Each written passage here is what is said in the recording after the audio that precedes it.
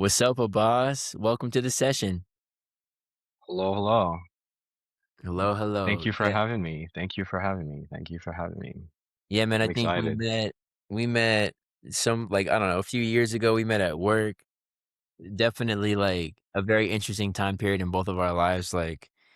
And you're probably one of the few people who know. I would say the more like construction side of me.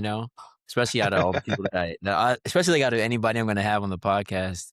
Mm, But yeah, man. So the design intent behind this podcast is to have something that's really authentic and really like a snapshot of where we are right now in our lives.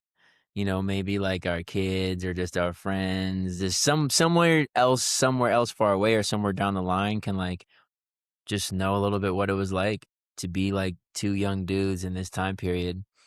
And I usually just have it super fluid, like, whatever's on your mind, like, we can just talk about it, and I'll just try to, like, ask you some, like, poking questions to steer the conversation along, but just knowing you, yeah, what's been on your mind recently?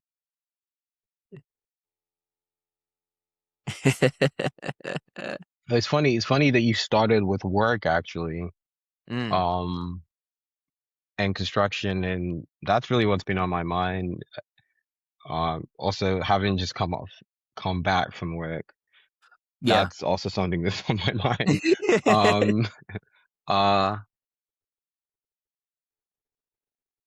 I've been thinking a lot about, I've been thinking a lot about, actually, really, I guess I'm being completely honest. Because Be it. it's there's a lot of layers to it. But I've been thinking a lot about cults. That's just it. I've been thinking of Colt. how much corporate America is a cult, Ooh, and how you're penalized when you don't do certain things, just like you would in a cult. And maybe we don't see the consequences as dire because we've come to normalize like certain consequences or expect certain things. And oh, that's expected. This person did not do this thing, so they should be treated and sort of yeah. treated a certain way, and we just accept that. And corporate America does so much bad, or like say negative or con. Yeah, it also has pros, but it does so much negatively to just injure and harm people's mental health, people's physical health, people's financial health, and similar to Yeah. like most what we when we think cults, what they do. So I've just been thinking a lot about that and how it's a system that traps you Mm, and makes it feel very much like you have no way to exit. So yeah, mm. that's what's been on my mind. No, it's interesting you say that because like, the word that comes to mind when I hear corporate is, like, contract. And it's like there's always like there's a saying, right? It's like the devil's in the details, you know? And how like any of us that like have a corporate job, behind that is this long contract. Like you said, that lashes out all these punishments for like natural human behavior. But it makes it seem like no, since you signed this contract, you must meet like the standard that there's, like, these letters on this page when we're so much more than that, you know? And Correct. then and then we end up, like, feeling, like, subservient to, like, these letters on a page that, like, outline this quote, unquote "relationship," but in the real world, like, so many people have corporate horror stories of people feeling like they're not doing upending their end of the bargain, even with that contract, or like that contract's written in a way that benefits like that corporation, obviously, or else they wouldn't be writing it. So yeah, like what are some like kind of specific things that you've noticed that like maybe punishments or that have, I don't know, added on to your like cult like theory or cult like comparison between corporate world? Yeah, I think the contract is probably the starting point. Mm, And I really think all contract and all this one, the theory is more expansive in that corporate America is just one example. mm, Most institutions, most groups, most things are cults, and it's just we always term cults to be the things, the bad apples, the ones where like, oh, maybe the leader pushed it too far. But the way a lot of execs and presidents work, and oh, when they like you become the buddy, you get the promotion, you get pulled into the right meetings, you get Yep. connected, you get the right offers, you get the right opportunities. And if they don't like you, you're ousted, you're sort of like put in a cold. And Mhm. that can manifest in so many different ways depending on who you are and the organization that you're in and what you show. Um, but specifically, I think something that was coming to mind really was um, how my job really is something that I know that I can do without having to be in the office every Yeah. day. Yeah. And a big part of why I have to be in the office every day is because there's systems in place that people Mm, start to basically feel like it's unfair. mm. But in reality, my job can be executed regardless of where I'm at.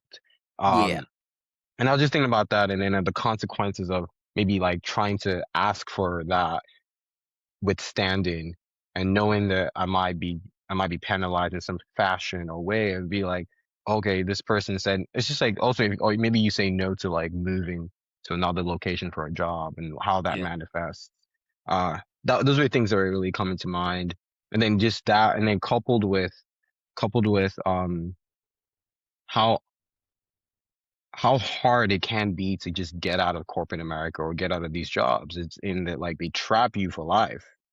They And try most to. people, yeah, yeah. Well, well, some people are better at escaping some than others. Yeah. So yeah, those were the things that are in my head. And like, and yeah, so I've been reading a lot. Can I Yeah. share something? Go ahead. Yeah.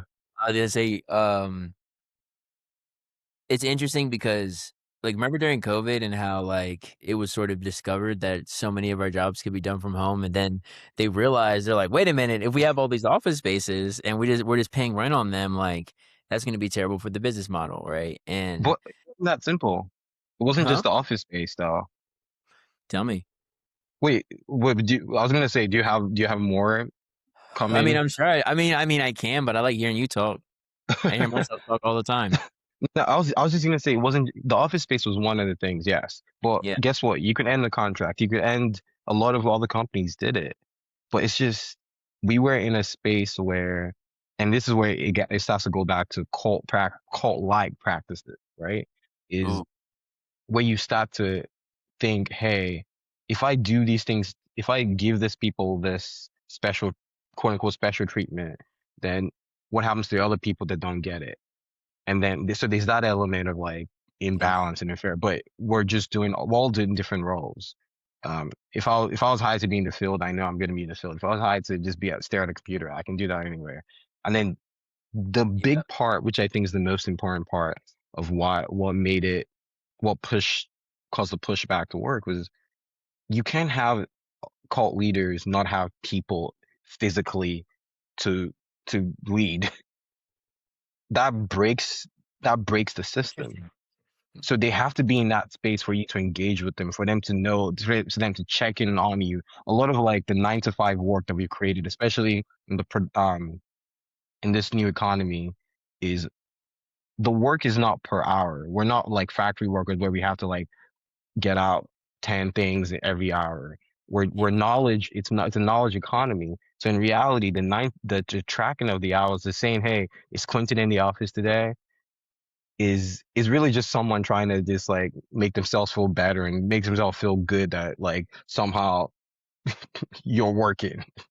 No bullshit. I mean, bro, it's such an interesting feeling, like, as a construction superintendent, it's like, as you know me as, it's like I'm on the job site and it's like there is this feeling, this high of being like, look at all these people. Like I'll sit on the like, standing on the roof and just looking at all the people working underneath you and just feeling like holier than thou. Like it is a very natural instinct that can peek into your head, especially with like without humility and being humbled on a consistent basis. But yeah, like it is very easy to be like, and it's such a power trip, right? To be like, come here, come to my office. Like, let me tell you something real quick. All right, go take care of that. Like, and the familiarity with it of that normalized control where it's like, well, It's of not. course I'm able to tell this person to be near me all the time.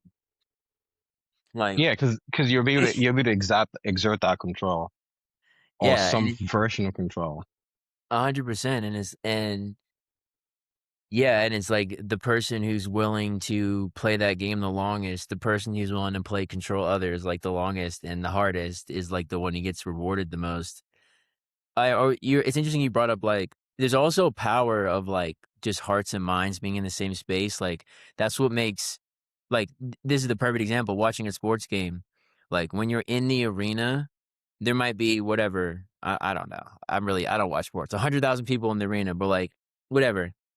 You'll feel that energy, that vibration, you hear the, "Ah," but it's like you could be at home watching it on the big screen, you could have the best surround system, you know, and there's millions and millions and millions of people watching the same game in their own little rooms, but you don't feel that energy, you know what I'm saying? Like, there's something, like, hypnotic about all of us being here, we all come in at this time or around this time, we all leave at this time or around this time, and, like, when we're in front of them, it's also a way for them to, like, pass down those teachings. It's harder to do that when you're in, Mexico and, doing the work when they don't want you to pass that, when they don't think that's the right way to work, slash they don't want that to be passed down, that level of freedom. Correct. And yeah, I I like that you're talking about. First of all, I want you to go back to what it's like to have that power of being a construction superintendent and like Yeah. and be this guy that you're not doing the work. You're not a carpenter. You're not like Yeah, you're literally. just Yeah. you're somehow this like eagle Yeah. trying to and on everyone's shoulder. It's that in of itself is an interesting job. I want you to say more about that and what that does ego wise Oh, and yeah. why we know the type of people that end up being in those positions tends to skew a certain way and have a certain type of tendencies. And yeah, what comes with that. But I like that you're talking about energy because part of the energy thing is I think that's also a big part of it. And I think that's a big part of how cults work is they need you in place so they can or you're needed in place so you can feel that energy. Mhm. I've been going to church a lot Yeah. Church is a great and that example. correct. That's another great example of when you're doing praise and everyone is collectively in this vulnerable moment. It's you're in this Mhm. collective trance. You're feeling Yeah. that energy. So it's the same thing as like a stadium when everyone is like pouring their heart out and feeling so deeply. There's something because we are we operate on a frequency. So I think the frequency permeates and like vibration passes through us all. And I Yeah, think some 100%. of that is definitely what those leaders at work need. And they need that to enforce whatever they need you to enforce. So yeah, I like that you were talking about the energy piece. But I guess Ooh, the we question can tie that really, to superintendent because I think that's very interesting yeah, because yeah. what does a job site sound like? You Well, know, that's a question for you. Yeah. yeah, you know what I'm saying? Like, like, it's very interesting because alright, so I'll talk about, like, the ego piece, and it's like, this is why I have this podcast and why I do what I do because it's like, it would be different if I haven't felt these things or these temptations, but it's like, since I felt them, I know that other men feel them, especially if it's at higher levels. If you're in charge of more and more people, and you're in charge of more and more revenue, then little old superintendent me, I can see that trap that's, like, potential there, and so for me, what ended up happening is, like, you have to make up your mind at a certain point. My boss said this to me. He said, "You have to figure out how you want to lead." Like me, I lead through dominance. Like he was talking about him himself. I lead through dominance. It comes natural to me. And so my way might not be your way, but what I'm trying to convey to you is confidence. That's all I want to convey to you is like if something needs to be said, say it. If there's a problem that needs to be solved, solve it. Okay, cool. But what I realized throughout my career was that a lot of the older guys, just generationally, reputation mattered a lot more to them, and so they definitely felt that power, and I think what's interesting what I'm trying to get at is, like, you had to in order to succeed in that environment, at least in their minds, was you had to embody your ego because, I'm saying because as a boss, but the audience might know, but, like, each of the foremen might have powerful egos, and then so you have to you have to use your leverage. And what is your leverage as a superintendent? The contract. That's our leverage. And we write the contract in our favor. And it's written in a way to our subcontractors where it goes, look, I'm not going to tell you twice, like, you need to work overtime tomorrow. Oh, well, the guys are tired, or I don't, da da da da. That doesn't really matter to me as far as I'm concerned. Clark, we can expedite the schedule. Like, you have to meet our schedule. You're falling behind. So I could always use the contract as a backing to my authority. But so I guess what I'm trying to say is, like, it's very easy to identify with the company you work for and with the contracts it writes. And you might feel like, okay, that's me that's wielding this power. I'm the one who's dictating this, but it's like, it's just because you have this title that you have this you have this quote unquote authority. But what I've realized is, I think everybody gets into it for different reasons.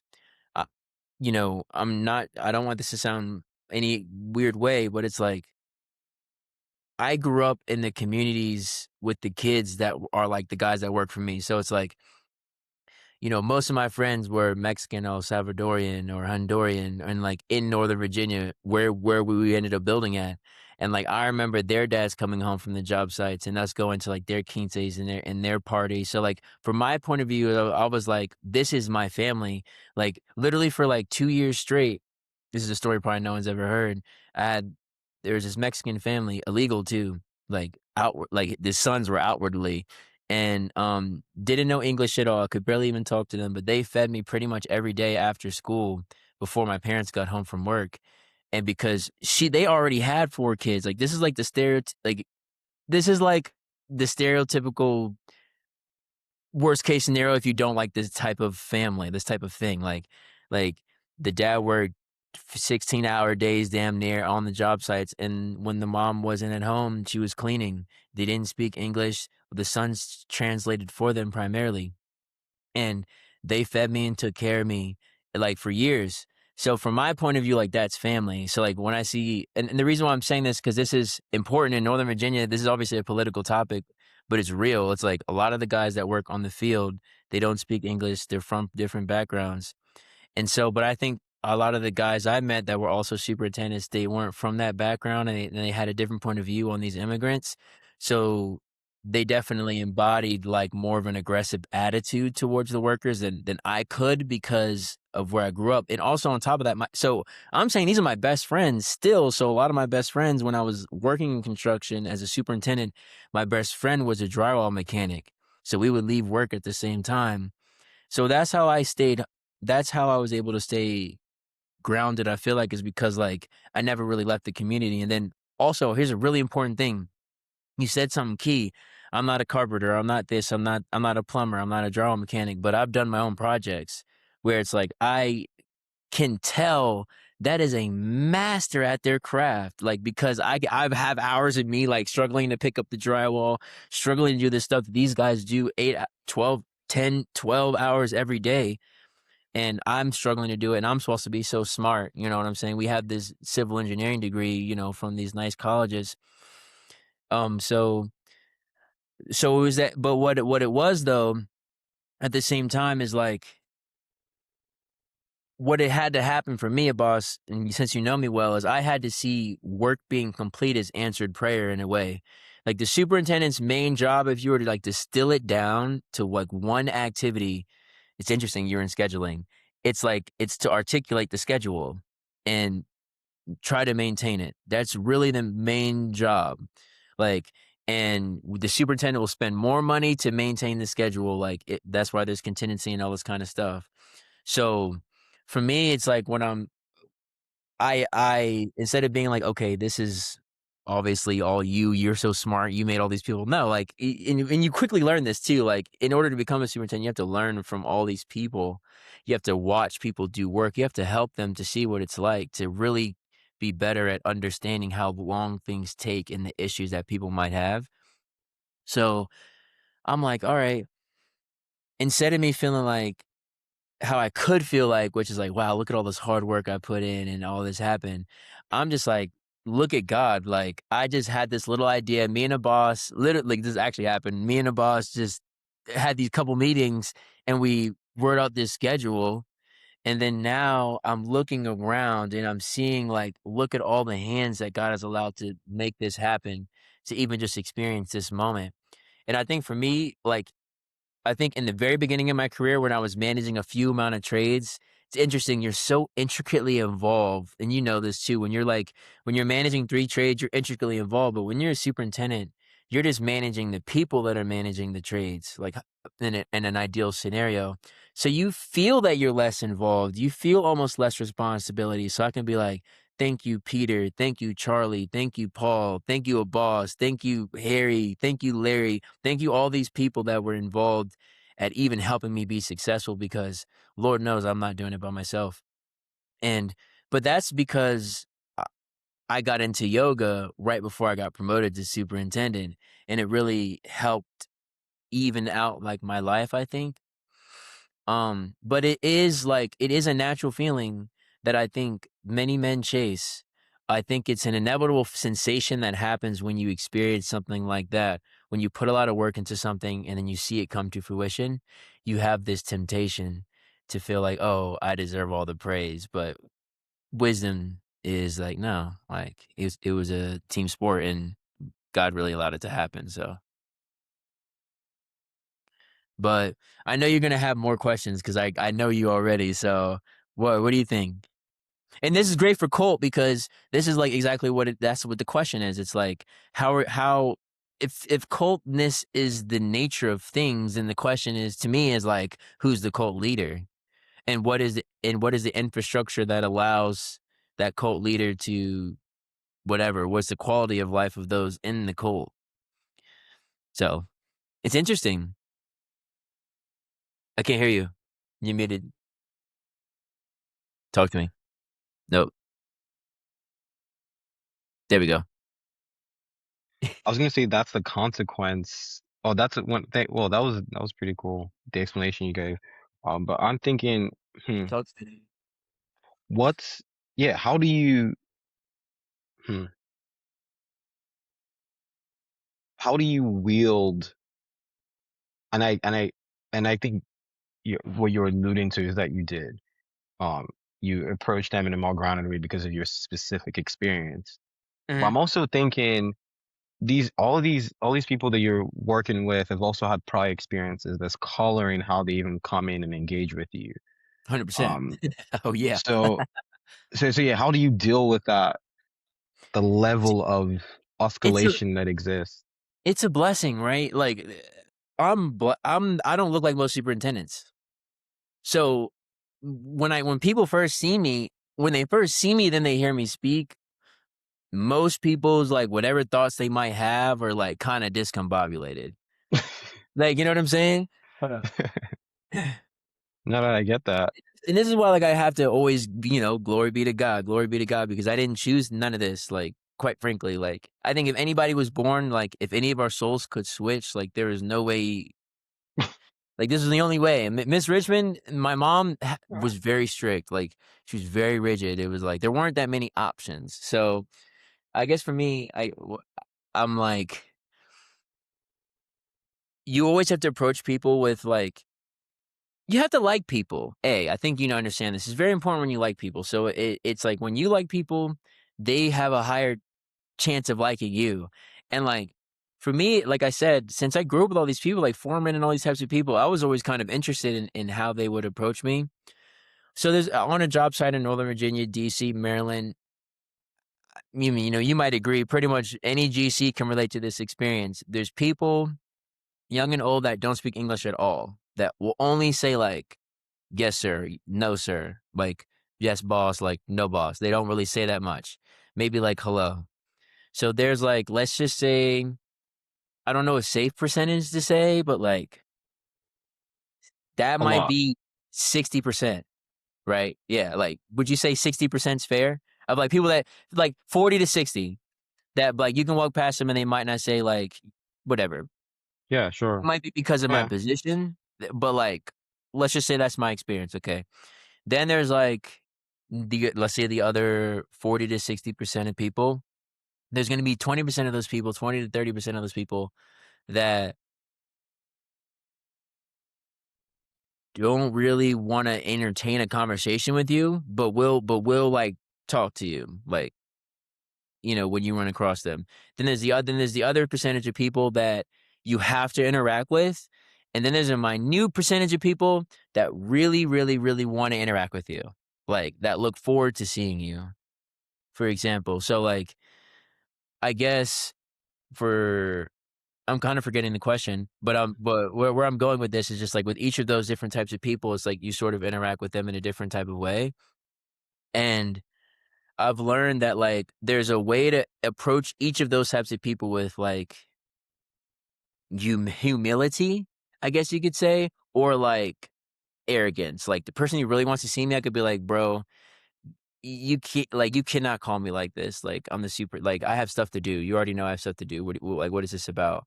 Like, there's some people that might call you, be like, "Hey, I just saw this guy over here. Like, I just wanna let you know. Boop, bye. Okay, hey." Like, there's people like that, for example, and it's just, like, every single opportunity that you have to interact with them, it basically is like a test to see, like, how you're gonna which, like, direction you're gonna take, and then there's people that you have to interact with. It's like, do I interact with you like, "Hey, man, like, come over here, like, we have to do this," or do I interact with you like, "Hey, bro, like, what's going on?"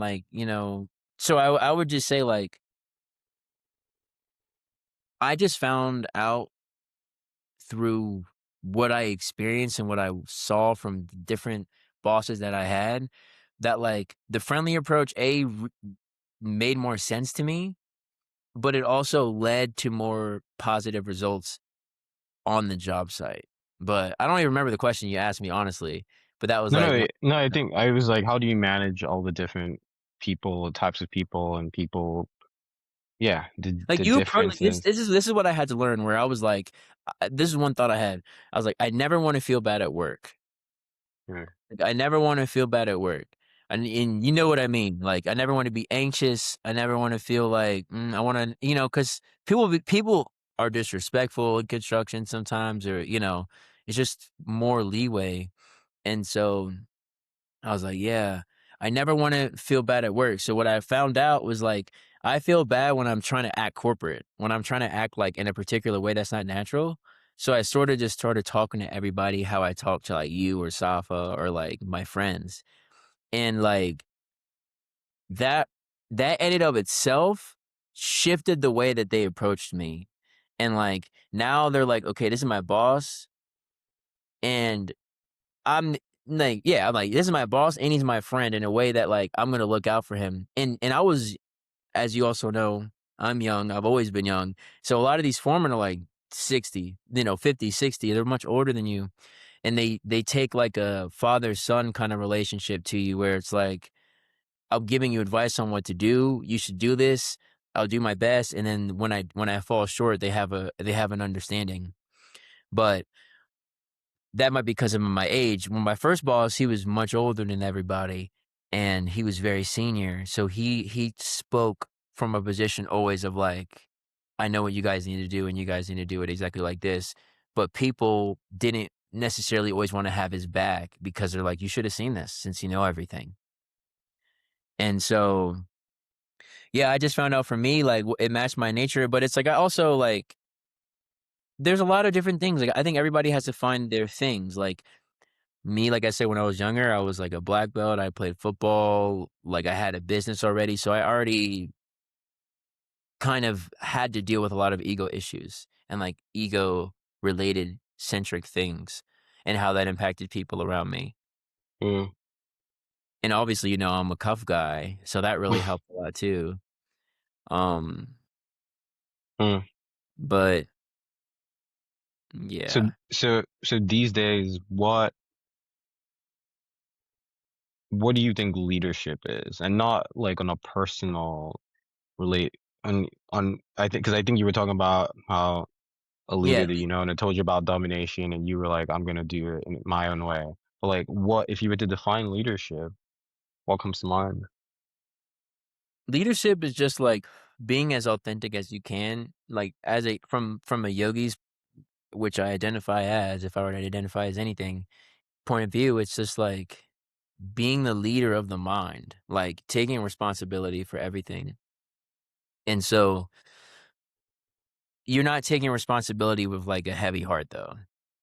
So it's sort of like I think a leader should the leadership is embracing responsibility with the positive intention. You know, I would say that's like positive leadership or whatever if you want to add like a connotation to it. But for me, it's been like being as authentic as possible and then every day trying to either exemplify or like express the benefits of living authentically. And yeah, that's like kind of what leadership is. Like that's what I think the difference is between like that's why I think that's where kind of like the cult question comes in because it's like I feel like a cult is always asking you to not act authentically. It's asking you the participants to like here's the question To though, or here's limit yourself, to to limit yourself, limit to fit yourself. into a certain box. The problem is not the problem is the reality is there is there is a mission or like there is like I guess you could say there is an aspect to life for whatever reason that like three human beings needs to express itself. Like human creativity isn't an accident and collective human creativity isn't an accident. So you could say in the process of collective creativity, we need collaboration.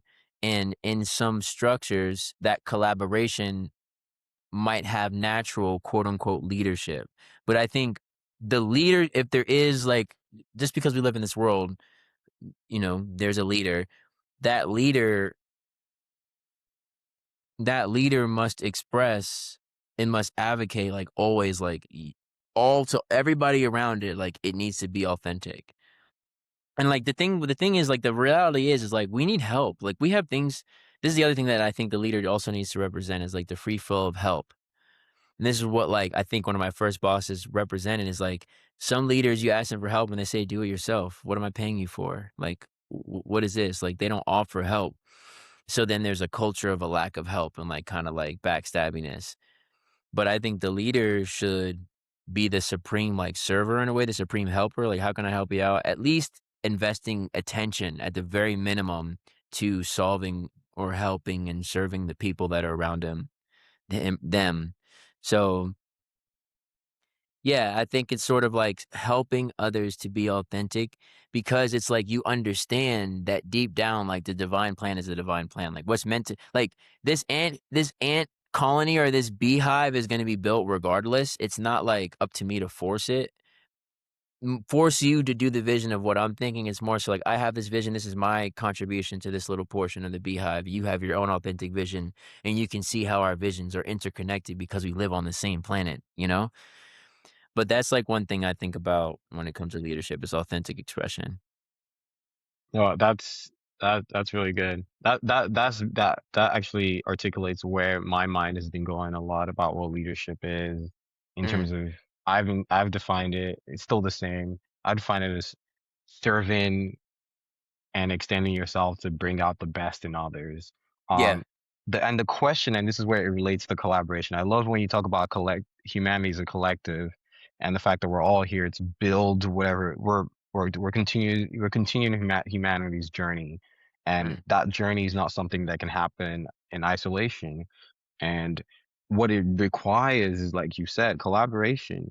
And part of what my theory of my interaction with cults is like cults are also necessary. Because when you talk about needing someone to be the authentic self, you are in a sense still saying, "Hey, I need you to do this thing in this way." And if you 100%, can't, we humanity needs someone else that can take up that role. And it's 100%. not it's not a personal thing, but I think we've convinced that the way I see it is that like there's a lot of cults going around that we just don't call cults, like corporate America, like I mentioned. Um, 100%. a lot of families operate like cult, like just as an institution in terms of like the tyranny of like the power, the children not having any power, and like a lot of like that just that structure of then if someone leaves, then they have to do something to come back in. But I think Yeah. part of what you're saying and that like how what I think is how you can create good cults or you can mobilize good collaboration, actual constructive collaboration is by being subservient to the mission of serving people. So by Yes. always like moving. as a leader to say, like you said, how can I help you? How can I, by offering yourself all the time to being, how can I help you? That truly is leading. And then the idea is that if you now have a group of people where everyone is doing that, you've created an egalitarian collaboration system with of people where everyone is like looking to help the other person, and Yeah. and by default you end up having a beehive with a colony of bees, which are the perfect example. I'm glad you mentioned that because that's I'm watching this show, Nature of Bees. That's like the perfect example, and just the way they move and the way they're able to sacrifice as needed for the collective, and it's all based on this idea that we're going to share, we're going to protect each other, we're going to help each other, and sometimes we're going to die for each other. Yeah. Um, yeah. And I feel like sometimes the leadership conversation, when it goes to being about dominance and about like, oh, I'm the one that needs to bark the orders, I'm the boss, you get removed out of that space of creating what I would say a good cult or a good collaboration where people are, where you're creating a system of where everyone can lead I mean, it's versus where you want to hold on to leading.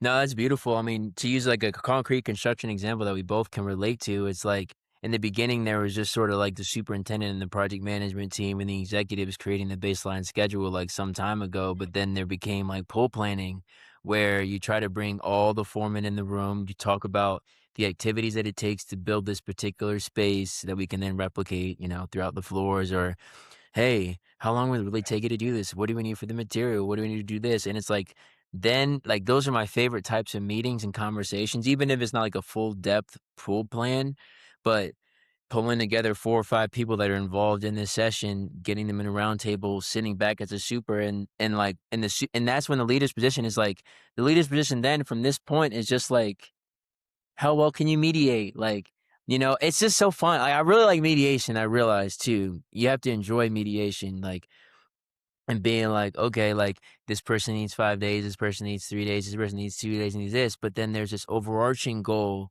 or there's this overarching vision, um, that we've all agreed to trying to manifest, and that's sort of like, I guess you could say, what the superintendent's like in that particular role specialty is. And I think that that's sort of like the idea. It's like, hey, we all know our objective here in this collective community or whatever that we're trying to build, right? We want to live like happy lives. And that's why I think, like, for me, the next question beyond leadership is leading to what? And I was thinking, like, um, You mean what's the vision?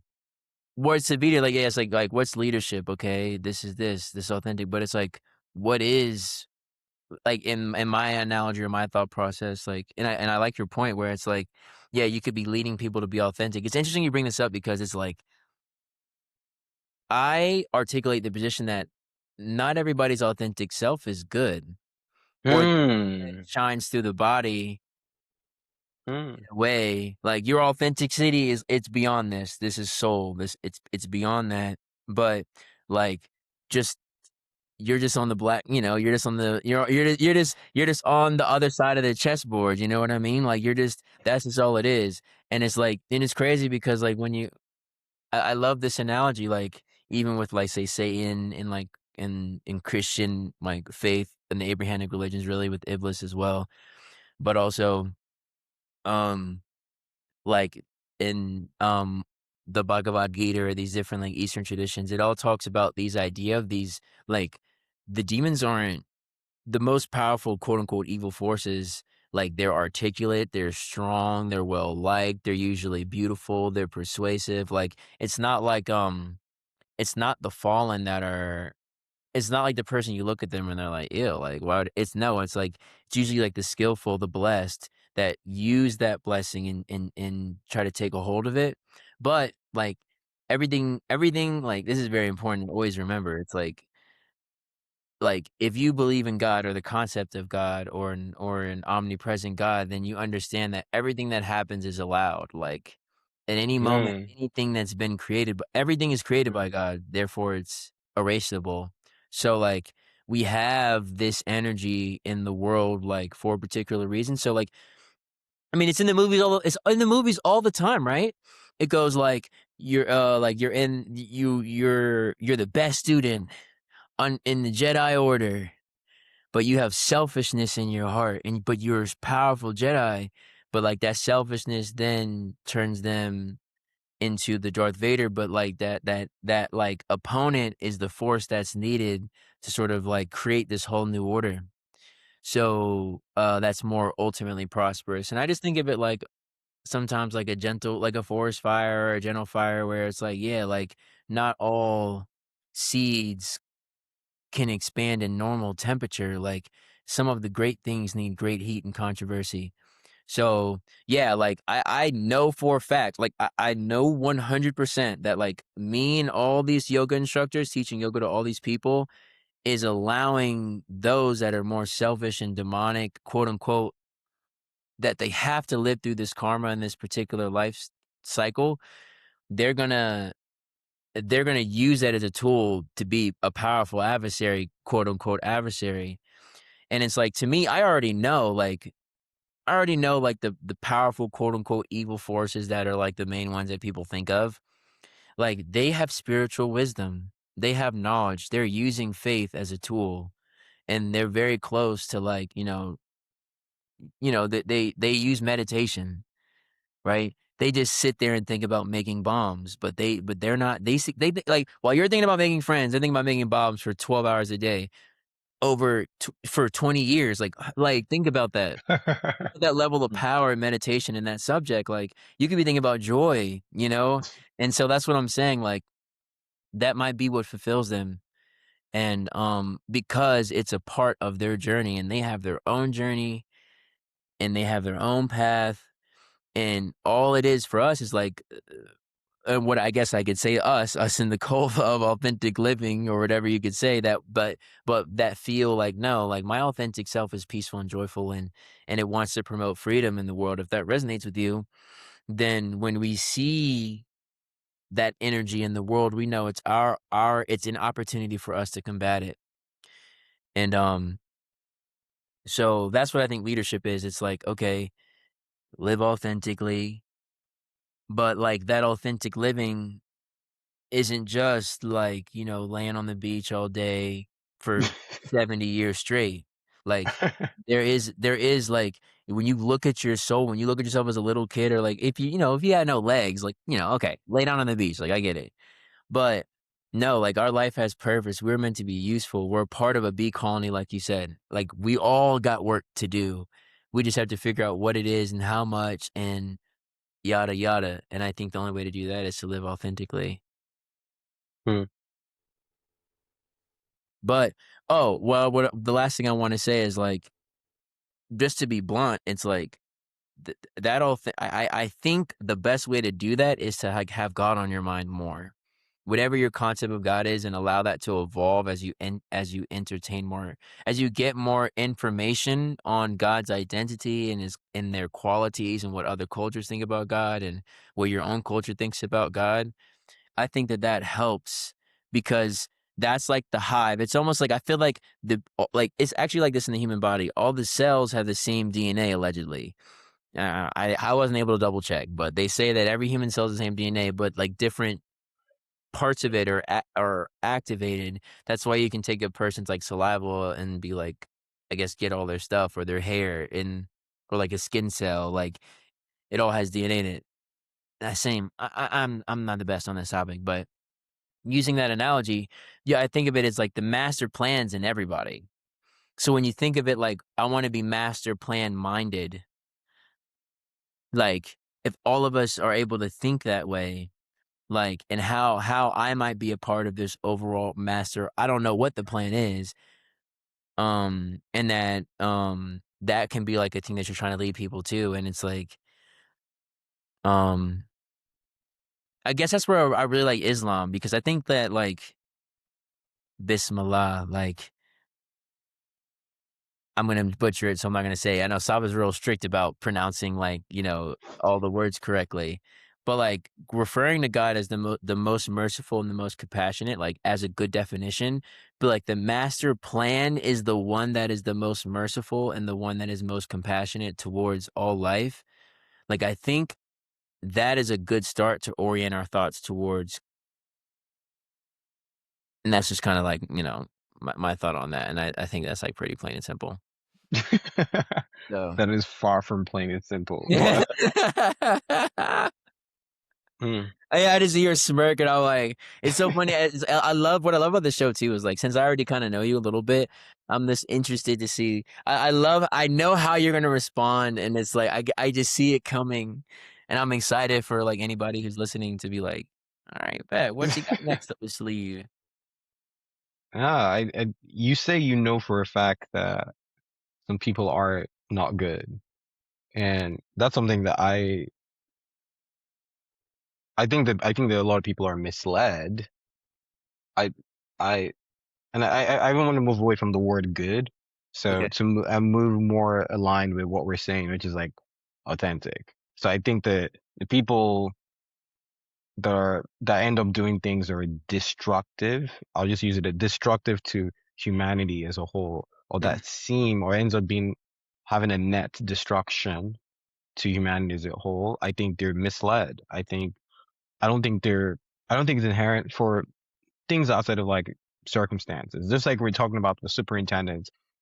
If you've had a different background, didn't have friends that were the friends that you that experienced had the experiences sort of experiences that you did, um, you don't get to be exposed to certain things. So you come in just thinking it very, very differently. And I think that Mhm. I but I do agree that the misleading is something that also compounds. They're Mhm. agents of that misleading. Whether or not they're actively doing it, they end up they're agents of so these agents of people that just want to go ahead and mislead more people because like everything else, like if you're already misled, you want to fuel your ego. You want to do the opposite of what we're trying to do, which is reduce and ground yourself and understand that you're equals and get away from a hierarchy where some people need everything to do to protect the hierarchy because they need their ego. They're not secure. There's an insecurity a lot, and I think that insecurity is is them being misled. I don't think it's an. I guess I struggle with on accepting the or agreeing with people being inherently um You know, not good. I don't want to say good. no, Inherently no, I understand what you're trying to say. deconstructive to humanity and humanity's mission. So that's a beautiful. So there we go. There's a couple different things there. Did you watch Avatar: The Last Airbender? Yeah, of course. Okay, okay. So there's a little bit here, like That's a great that also that's great. Okay, That's a so great reference. I like astrology and like like the elemental kind of these things about life too. So like I'll use this as an analogy. It's like that's the question. Like let's use Azula in particular. Was Azula misled, or or was she like in a way, the word that always comes to mind is, yeah, I understand that some people, like, I actually agree with you, but Okay. I do believe in disability. I Mm. think that, yes, I think that Jah implements disabilities, mental and disabilities, and he asks us, how do we deal with those disabilities with compassion? So yeah, I absolutely there's no I mean, I know many people, like not many people, but I know some people that like out of nowhere, just for no reason, like I knew how they were raised and everything, like darkness took over. Like I could think of a couple different people that I play football with in particular that like once we hit 16, and here's another thing, that's when a lot of mental things come because that's when we hit puberty, like like mid-teens to like mid-20s. And so I would say since that, and that's why I said the way the spirit shines through the mind body. Like the mind body is like an instrument, it's like a crystal that moves and dances and does all these things. And so like yeah, the spirit soul is pure. Like that's like a part of God really in this analogy. But like and it empowers us, but like if you have one leg you can't run as fast as a nigga with 2 legs, like, technically speaking, not because you're not a bad dude, but just because this it's not for you in this lifetime. And, like, it's funny, I know a person who's born with no leg, and so it's like and we heard of people that are born with no empathy and an interest to see the inside of the human body. So, while it's living or, or to, or we know there's people that have an interest to when they sit down and they think about it and they go, "What really brings me joy? It would be if I had, control over all of this, and I'll do anything to get there," you know? And so, like, I think that there's a couple different aspects of, like, yeah, there's always been an education system amongst human beings, 100%. But if you're like for whatever reason, the human mind is susceptible to negative thought patterns. And if the mind is infected with a disability or a disease, like it manifests just like how it does in the human body. It's counterproductive, quote unquote counterproductive. But I don't even want to use those words like that, like you said, because it's not about good or bad or any of this. Like I think overcoming disease is a beautiful thing. Like it leads to so much. Like, I think we appreciate health because of disease, like we appreciate a good relationship because we've been betrayed or have done the betraying. Like, there's an aspect to life that benefits from these things. That's why I'm saying, like,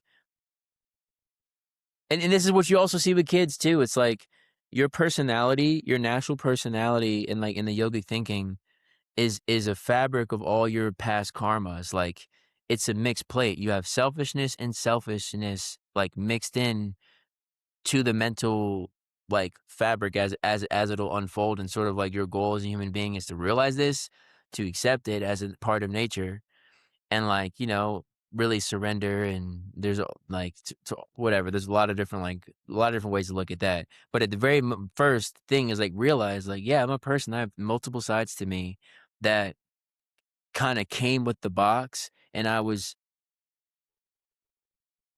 programmed on top of that to be a particular way, but I think me and you can both agree that every step of the way throughout our programming, we did put up a little fight here and there.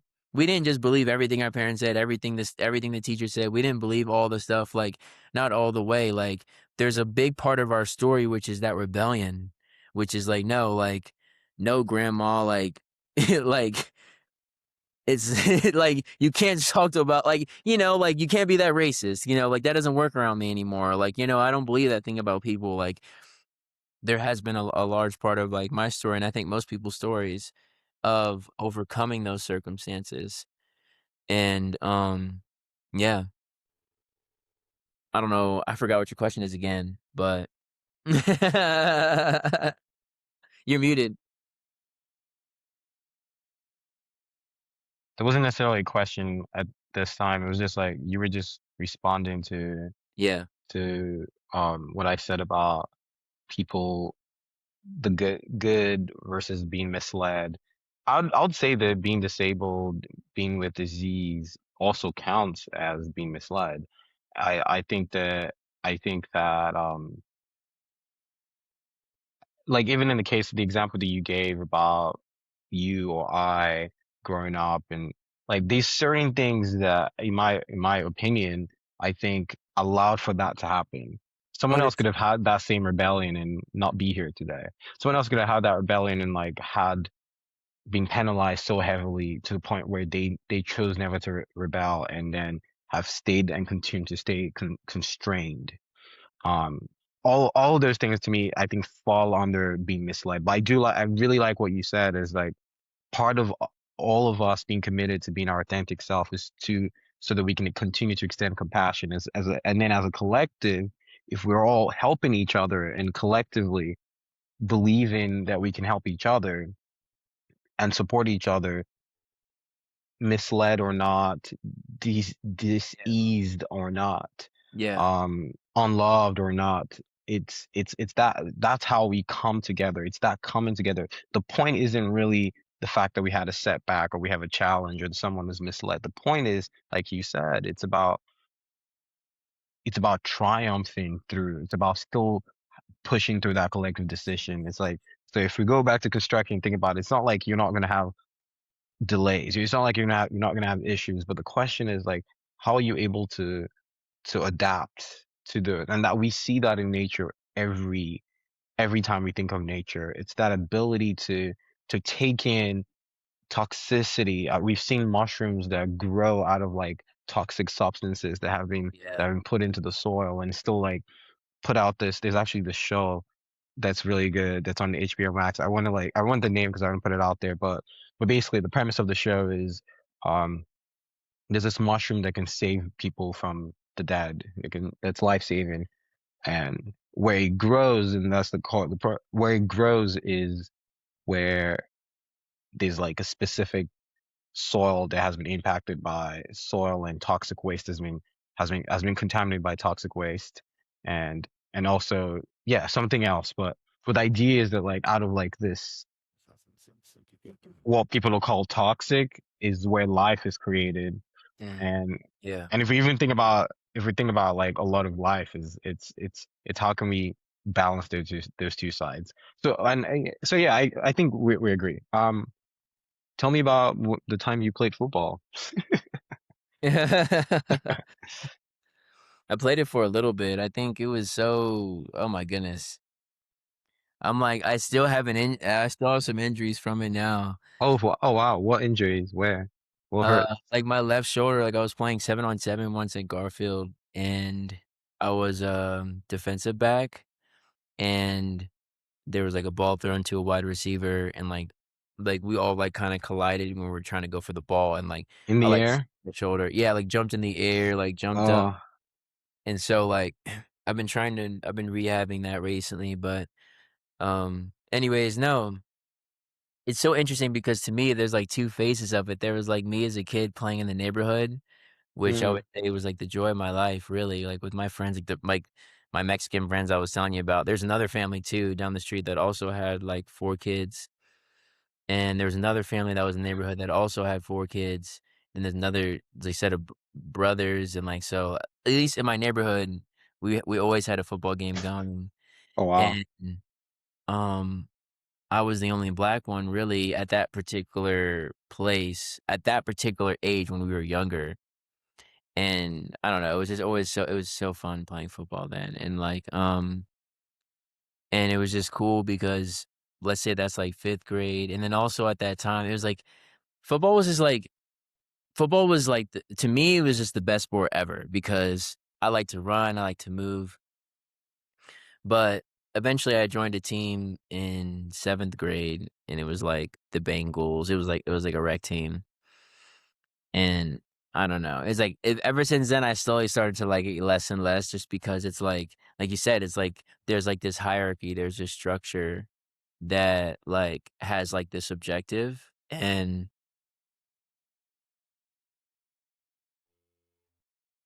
I guess here's another thing too that's kind of like bad is like, you know, I've been good at math and stuff. And it's like, so it's like, it's hard for me, like with some of the coaches who like, they don't come across as like the most like smart guys. Like, and then it's just like, I don't know, I just always when I was younger, I would have an issue because I was also, like, did martial arts, so it was like I had, like, this contrast of, like, the people who are black belts, like, they're in tip-top shape, but these coaches are not, like, there was sort of this, like, weird dichotomy where you're telling me what to do, but you can't do what I'm doing, and it was I don't know, there was, like, that lack of authenticity, but anyways, and that definitely was exemplified in high school, of course, and it was like, I was good at football, but not the best, I was always, like, good amongst my peers, but um, I think what ends up happening in my life is, like, I reach a certain goal, and then I step away. Like, my life is like, "Okay, that's, like, fulfilled." It's like, like, these milestone moments, and then it's like, "Okay, that was nice, move on." Like, move and it's like move on to something completely different, but is somehow more challenging. So, like, right around that time, like, overlapping when I started to do high school football, I also started my lawn care company. And yeah, it was sorta like I was being conflicted because it was like I was at football practice and I was like, I'd kinda rather make money now." Like, I don't know, like, it's like I'm not trying to be a football player, that's for sure, like, hell no, you know? So so And I think less and less, like, that enthusiasm started to kinda show in how I was playing, and, but yeah, I just reached a point where I was like, "I'm just gonna quit, like, let it go," and at first, I was kinda sad because I was like, I'm not gonna be around my fr" I thought I wasn't gonna be around my friends, but then it turned into the funnest thing ever because I was just, like, the biggest fan of our team, you know?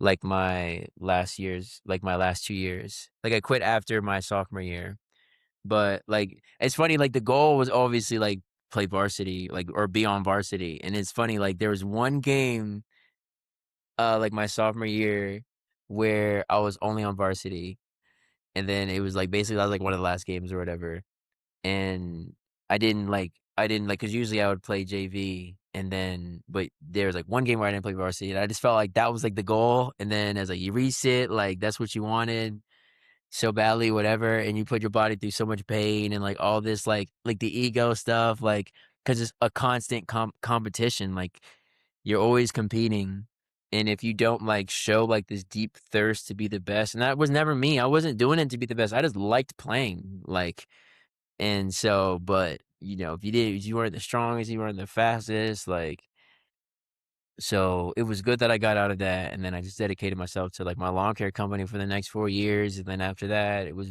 time to move on to civil engineering, then after that, it was time to be a superintendent for a little, and now and then it was, like, teach yoga for a little, and then now I think it's gonna be, like, run a studio or, like, a studio-less studio and do this. Probably do this as much as I can since I like talking, I guess. I said I wasn't trying to listen to you talk, but you keep asking me all these damn questions. Fuck. And I know what you like see, here's the thing I don't know about a boss. A boss is the type of guy who will listen to your answer to a question and be like, "That's not deep enough." He'll be like, "That was such a lazy response." So I already know I'm trying to jump ahead of that from answering them thoroughly to quench my thirst. I've seen it happen so many times. He's like, "Good? You're just good today?" That's just lazy. I'm like, "You never met them." Try again. No, but No, that's funny. But yeah. no, that's so interesting. And like your sports background, I'm tying that to, and I know your sort of like your views more recently around play and play as such a fundamental human um technology. and Yeah. and it's interesting that you're talking about playing sports as a kid and when there was no pressure, where when you didn't have to worry about competition or being obsessed with being the best and the fastest, and there was no regimen and structure. um Mhm. it was fun then, but I guess I wonder if what was missing and what is always missing in sports, especially for youth, is somehow that hierarchy of, similar to corporate America, trickles down and like permeates s- what eighth graders and ninth graders just trying to have fun. But now it's about, oh, I need to be a football player. I need to have these goals so that I can get into college for free. And it becomes about all these other things that are not fun. That are not, hey, let me just play Yeah. as much as I can in this field. I thought that was interesting. And then like also sports and leadership and how that ties to what we're saying. And also that team collaboration also ties into what we were saying earlier. So I don't know. It's interesting that like that has like been a thread throughout your most of your experiences. Yeah. Yeah. You're damn No, it's right. pretty cool. It's pretty cool. It's pretty cool. I'm just glad to witness that. Something that I definitely wanted to ask much earlier is, you Yeah, said, sure. "Oh yeah, I like people." What made you? What do you ever think about? I might have asked you this before, but I guess I've forgotten. Do you remember? Do you ever remember um what made you like people, or were your Oh, first when you yeah. first became aware of that? Oh, yeah. I mean, I'm like so here's the thing, there's 2 types of playing, playing alone or playing with people. Here's the thing, I like to play. So what I mean? It's like, I'm a I like play. to play, I think, more than most people really think, like, you should be playing, you know what I mean? Like, but to me, I find a lot of things fun, that's the thing, like, I think bro, I thought doing statics homework was fun. I thought, like, doing, like, steel design when I would just be sitting there, bro, and just be solving this shit, I'd be like, "I'm the fucking top dog." Like, like, "You niggas think you can solve equations, Imma show" like, bro, I think drawing's fun. Like, I think a wide variety of things are fun, and to me, it doesn't make sense to, like, if there's an option, like, "Alright, I'm not gonna do this with fun or do this with fun, Imma do it with fun." So when that's how I think about with people, it's like people are the most, like, complex fun machines really when you look at them like that. And, like, we had the luxury of, like, construction where, like, people are saying silly stuff all the time, like, in a way, if you let them be in that space, like and, I guess people also have told me they like me. Like, my other friend, he was telling me, he was like, he actually wants to apply to Clark, interestingly. And, he was like, he literally texted me this, like, a couple days ago, and, Imma see if I can pull up what he said to not butcher it, but we were just talking about, like, um I was basically like, I was like, "I don't work there anymore, so, like, I don't know if, like, putting me down as as someone, is gonna really do anything." But, like, I know the people, at least I knew the people that ran, like, both the work, like Chris Young, I think I knew him, who ran, like, the labor hiring, and then I knew Rob. So I was like, "At least I know them, and they'll know my name if you say it." Like, there's not many people that have my name. Um, and But, that doesn't really mean that they're gonna, like, do it, and then he was like, he literally goes, he's like, "Who doesn't love you?" And this is my friend from, Mm. like, 8th, like, from 8th, like, he knows my cousins, he used to live next to my cousins, like, I knew him for a long time. Oh, wow. But I like a lot of my hometown friends, especially, like, my male friends, like, they say that that's, like, one of my qualities is that, like, people tend to like me. And I think it's because, like I said, I really like to play. Like, I approach people with a playful attitude usually. And since I approach people with a playful attitude, I feel like a lot of people end up playing with me. Mm. And, so I would say that that's probably why I like people. And yeah, I mean, there's a lot of other reasons. Like, you could throw Aries into it, like the fire sign. Fire signs are typically more positive. So allegedly, don't kill Mm. me. Um, Hmm. Representing, like, bringing light, but yeah, that's why I like people, they're fun to play with. Like jujitsu, like, oh, bro, like, that leads me to the thing that I'm into now, really, jujitsu, I'm getting obsessed, bro.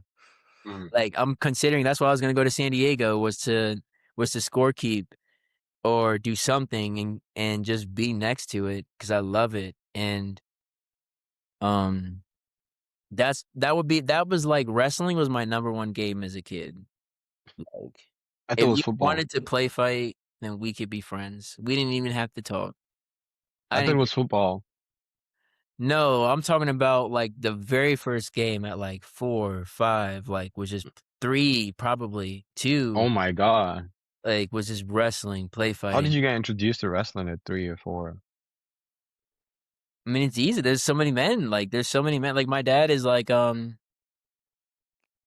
I think my dad has 8 brothers, like, I'm Oh, the wow. 27th grandchild, and then Yikes. Wow. my mom's side alone, I have, like, 10 male cousins. I'm named after one of my oldest male cousin who's a martial artist when before I was born. So, like, for me, it was, like, definitely I was like this is why I brought up Avatar, like, I identify with the Fire Nation for sure. Like, there was definitely a warrior caste, administrative caste, like, energy around us, like, an administrative kind of this, like, hierarchical state, and so I was like I think about that often. But, yeah, like so, like, for me and then yeah, it was like and then my best friend is always and there's another thing, Aries too, like, we also like to fight. We're also known for liking to fight. So, one of my best friends, my first best friend, his name is Richard, and his birthday was one day after mine, and all we did was fight. And all he did was watch WWE, and I just watched Dragon Ball Z all the time, or, like when I got a little bit older, but, like, maybe 7.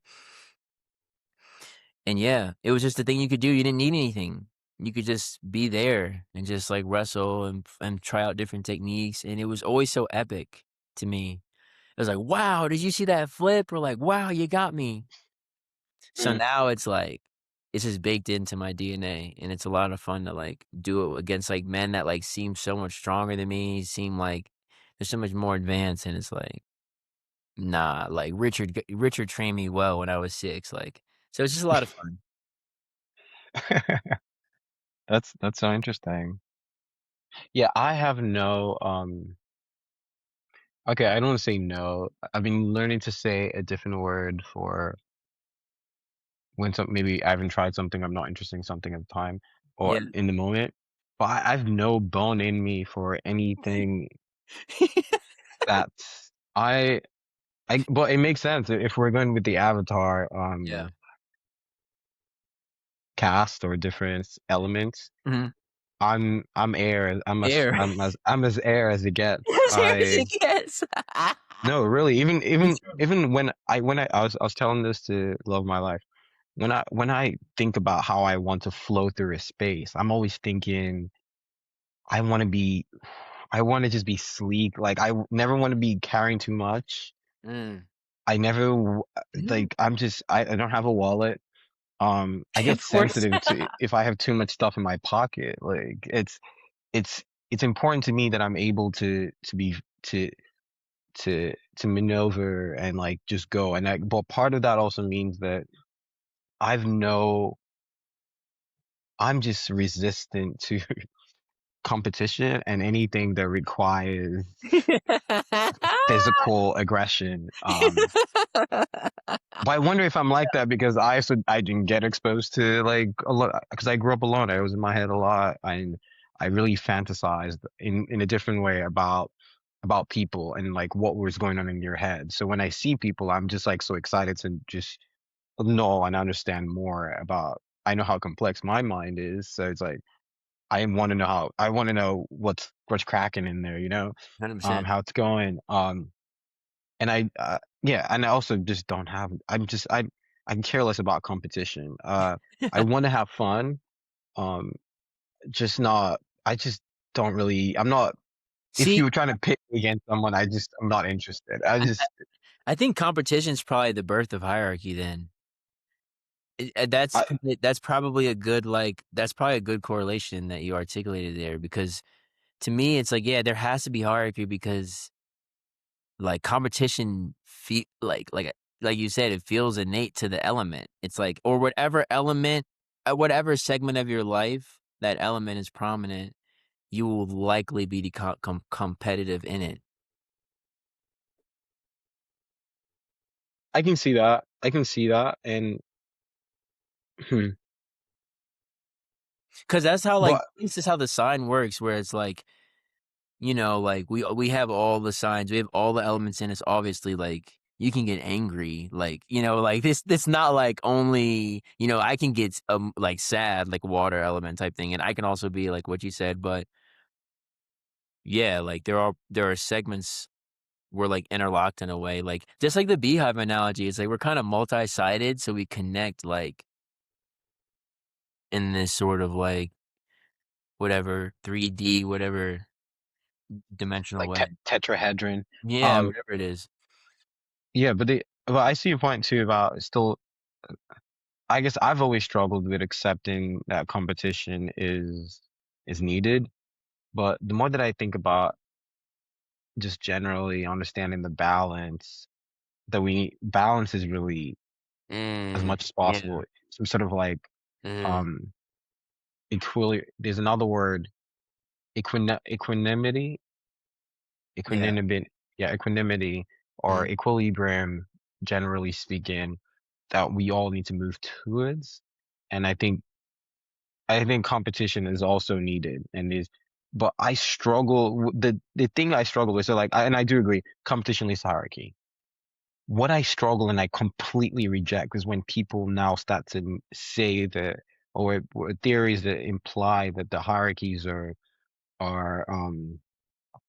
God or like fixed yeah, in stone. mhm, That's I think it's that's where I think it gets a little murky. Like you have to nice to encompass it, you have to because like this thing and this person is here and that or this thing is better than this. Not we're not really looking to always say, hey, let's recap. We can always recalibrate these things because we came up with it.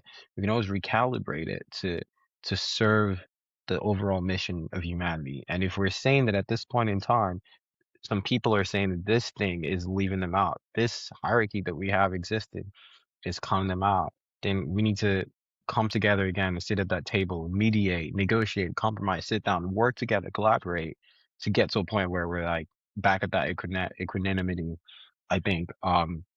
So so so yeah, even though I'm anti-competition, I understand the need for competition. That's the conclusion with that.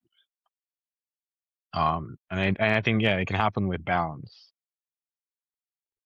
Absolutely. Yeah. Any questions? Any other questions? You have to. How are you doing? Let me ask you a question. I was gonna say, yeah, anything. Yeah, so all right, what were we saying in the beginning? So all right, so Just you ask me anything that comes to your mind now. yeah. We're talking about we started with cult, leadership, work, Yeah, all right, here core, we go. Let's your let's loop it back to background, Cole. Let's loop it back to love, Cole, right? humanity. So Oh that God, I hierarchy. didn't want to focus that too much on cult. No, But it's dope because it's funny because it's also modern because like I did like on see like the leaked Avatar movie. It's not done. I'm gonna watch it when it comes back out. But the what? the Avatar: The Last Airbender, it has a movie.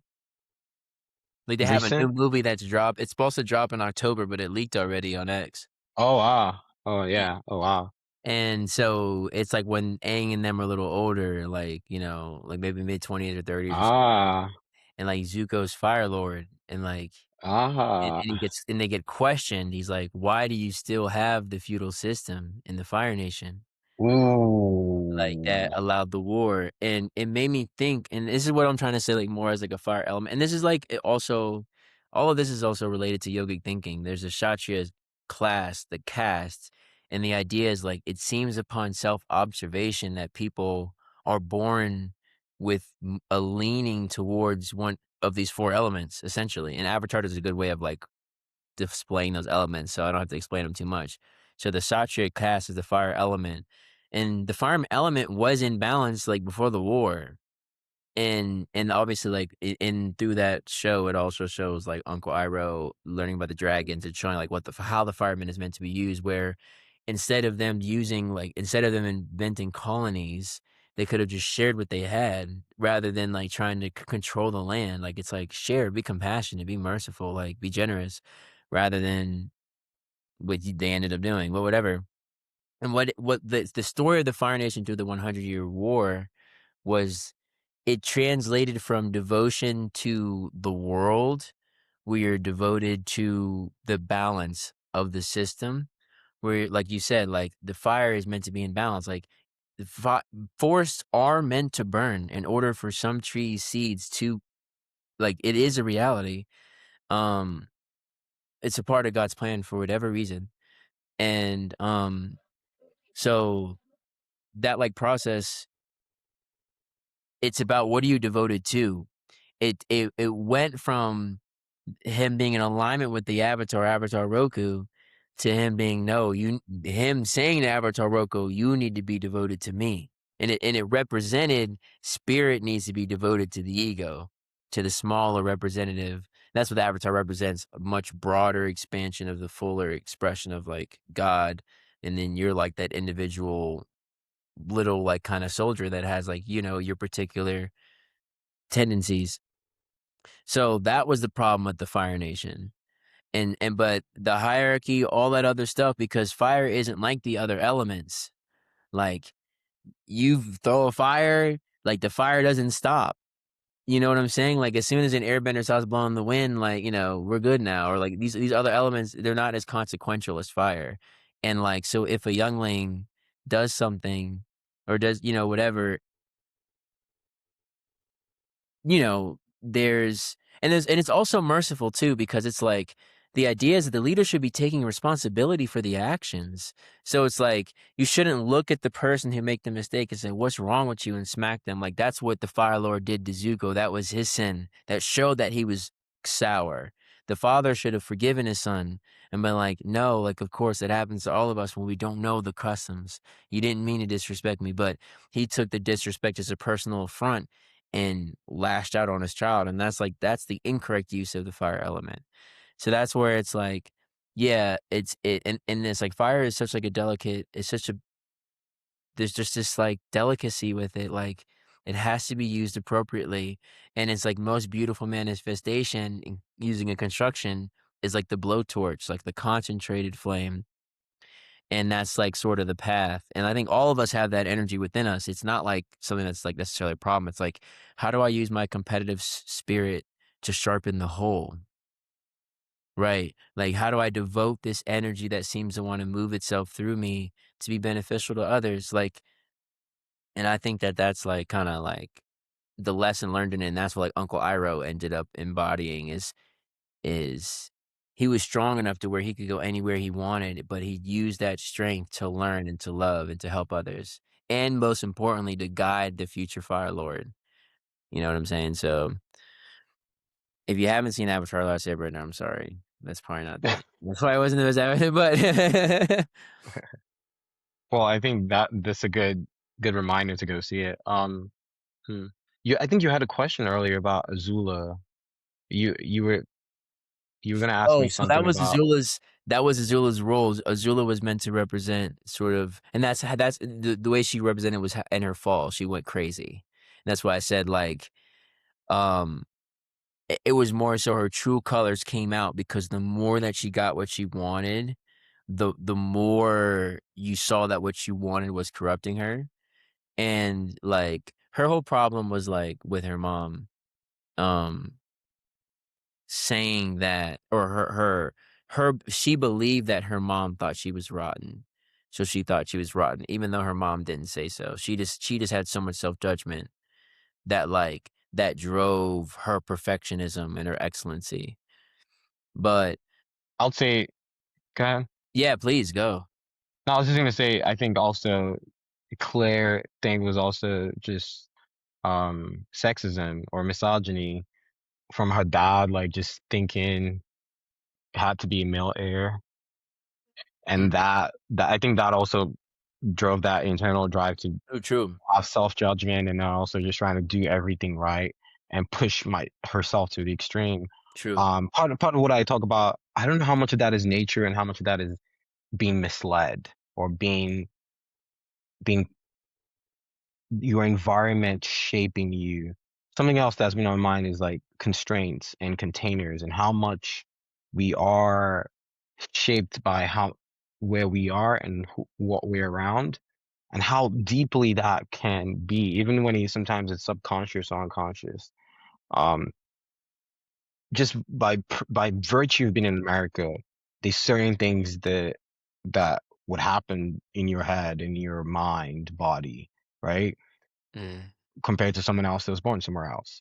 And then by virtue of having certain family members, certain environments shaped on you, or what state you were in, what what environment, what schools you went to, whether you were homeschooled or not, all these things I think play such a huge role in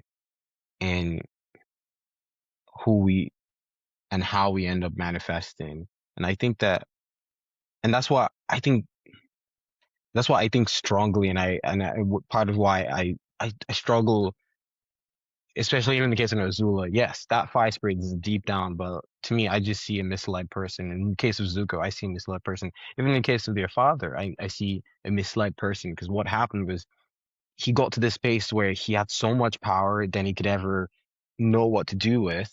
And that pushed him, that tipped him. You can say that in of itself is a constraint because it's not pushing him to be like, I want to get all this. We see that in today's world with all these billionaires. It's you have all these things that you already wanted that you can ever dream of, but it's like, no, then I want more. What's the next thing? And it's like chasing that high. But I think the part of is kind of what I guess I'm saying what you just said.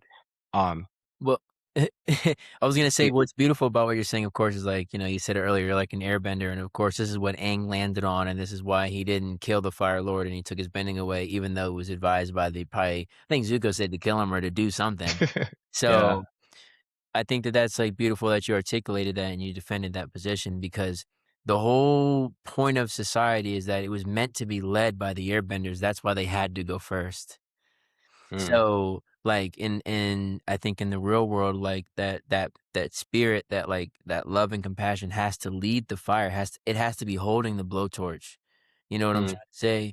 There needs in a lot of the spiritual stories, it's like the king always has to bend the knee to his, like, spiritual master because if he doesn't, he's acting on his own ego, and all of us need to be aware of our own fallibility, like mm, air has pros and cons, has pros and cons, water has pros and cons, and these pros and quote unquote pros and cons. I'm using this like, just so people understand these different like sides of us, like they have to be like counteracted and balanced. So yeah, I mm, think like the fire element is always balanced by that higher mental energy, that higher like perspective and saying, "Hey, how can you navigate?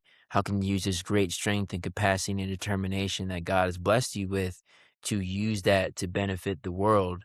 How can you use this determination, to because you have it and denying that is like denying your humanity."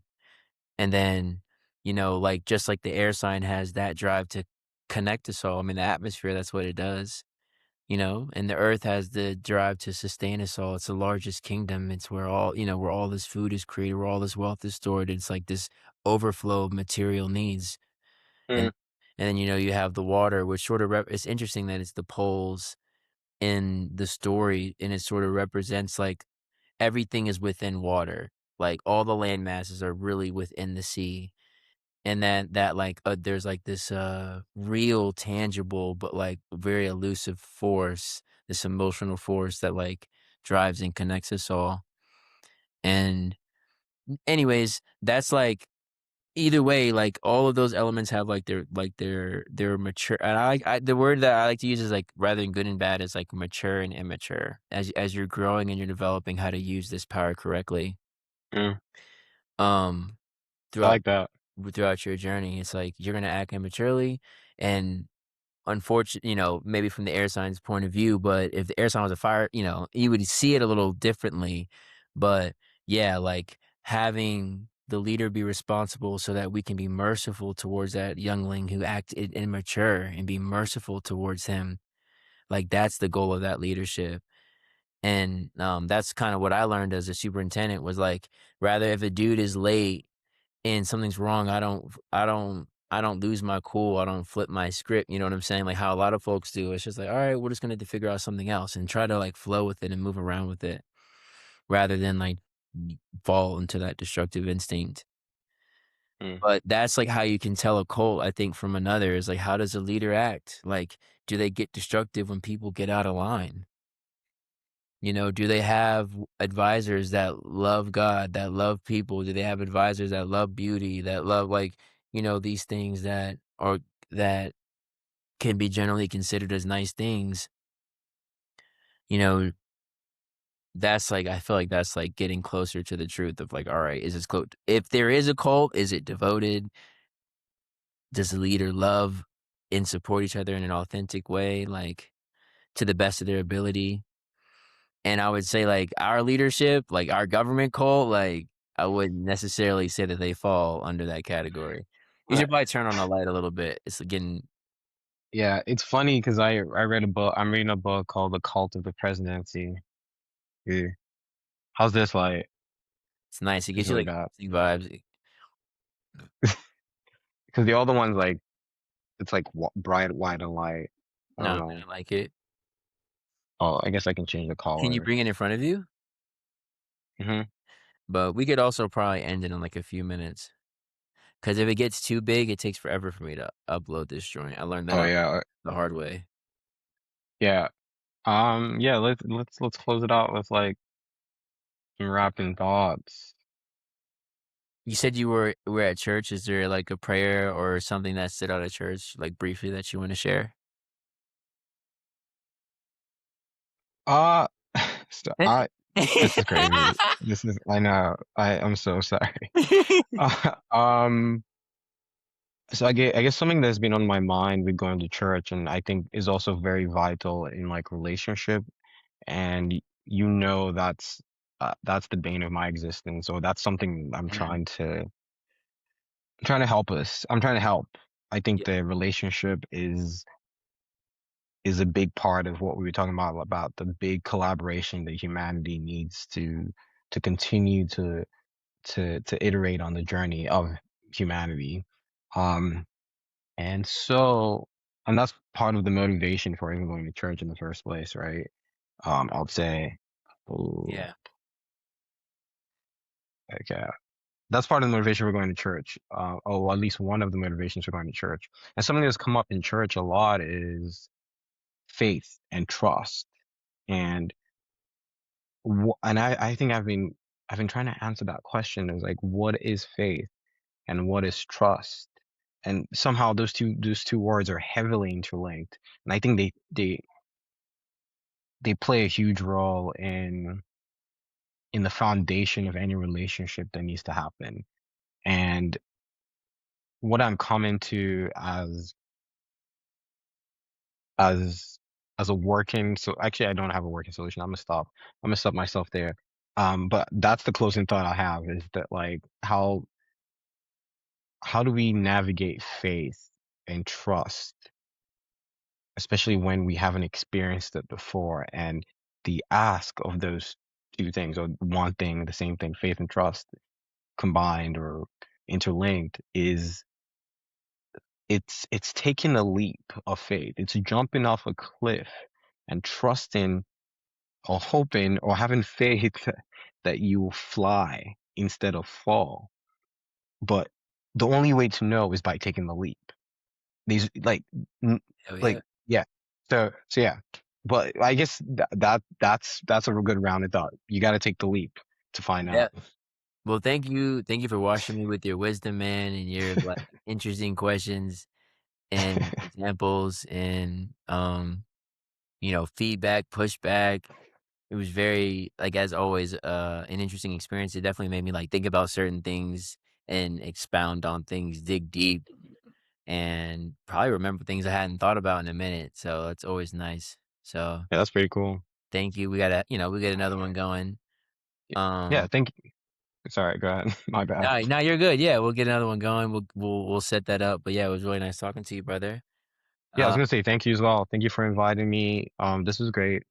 yeah, Um, as you know, I love conversation. I think conversation is also that is how we do that exchange of collaborating. So thank you for collaborating with me today and peace and love. peace, bro.